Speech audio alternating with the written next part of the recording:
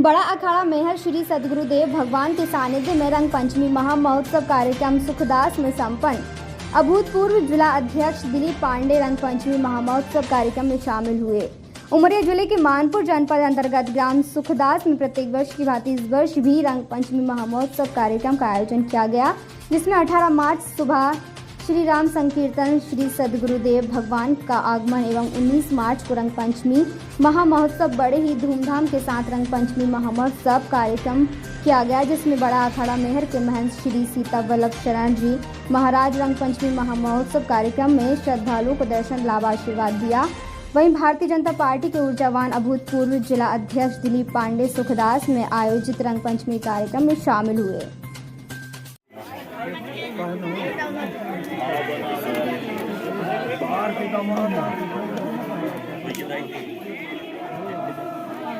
हमारे साथ इस वक्त हैं मैहर आश्रम के पीठाधीश्वर श्री सीता वल्लभ शरण जी महाराज जी।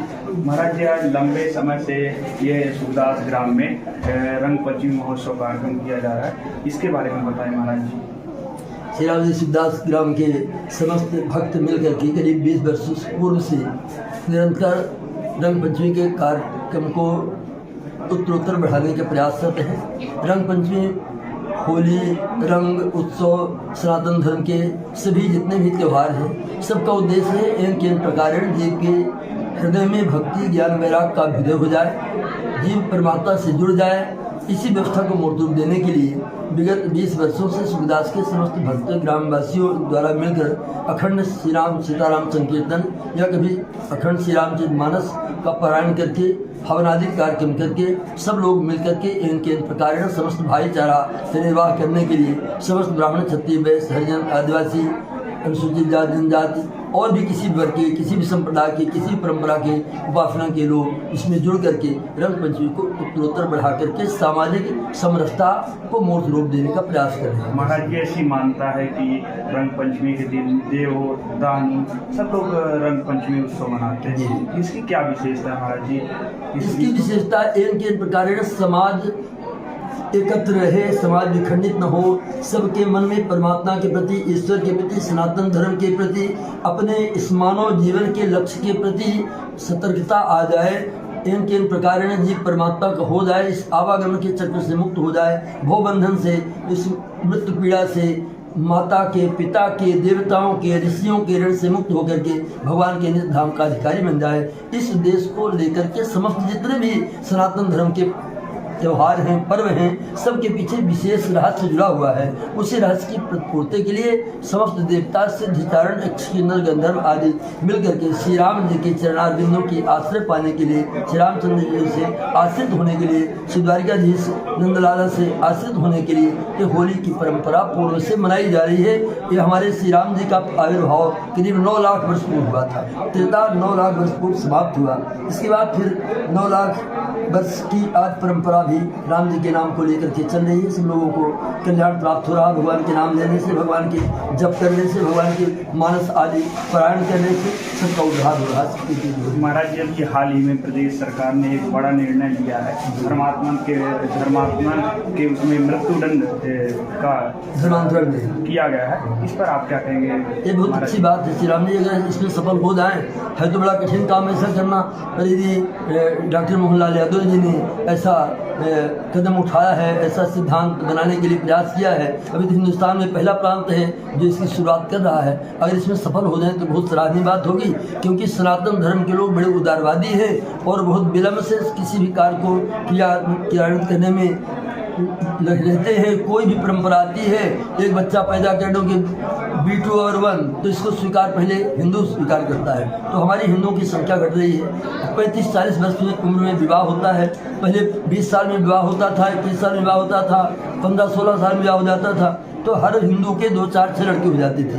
अब 40 साल में शादी होती है, मुश्किल से एक बच्चा, किसी एक बच्ची, एक बच्चा होता है। हिंदुओं की संख्या घट रही है, वो भी नाना प्रकार से, कहीं एक्सीडेंट से, कहीं से सब प्रभावित हो रहे थे। हिंदुओं की संख्या दिन प्रतिदिन घटती जा रही है। उसमें भी जो विधर्मी लोग हैं, हमारे बालक बच्चों को प्रभावित करके, लव जिहाद करके और उनसे विवाह कर लेते हैं। कुछ पैसा आदि दे के हमारे गरीब तबके के जो लोग हैं उनको प्रभावित करके नाना प्रकार के लोग प्रलोभ दे करके धर्मांतरित करते हैं। धर्मांतरण करने से तो जीव की ऐसी गति हो जाती जाती है जैसे एक वेश्या की होती है। एक पतिव्रता स्त्री अपने पति का परित्याग करके जैसे पराय पति को वर्ण करने पर जो उसको दंड मिलता है यमपुरी में, वही दंड उसको मिलता है जो धर्मांतर सनातन धर्म जैसे दिव्य धर्म को छोड़ करके इस्लाम, जैन, बौद्ध, सिख, ईसाई किसी भी धर्म को, यहूदी धर्म को स्वीकार करता है। तो ये बौद्ध धर्म और जैन धर्म और सिख धर्म तो हमारे हिंदू धर्म के शाखा प्रशाखा है, मूल है, ये हमसे पृथक नहीं है। जैन, बौद्ध, हिंदू और सिख ये चारों एक हैं, चारों के